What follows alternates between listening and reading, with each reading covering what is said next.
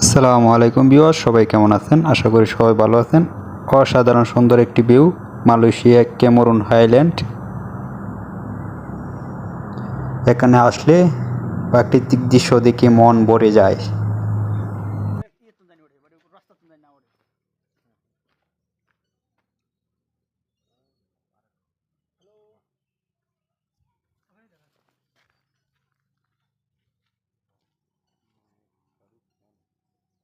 অসাধারণ একটি ভিউ।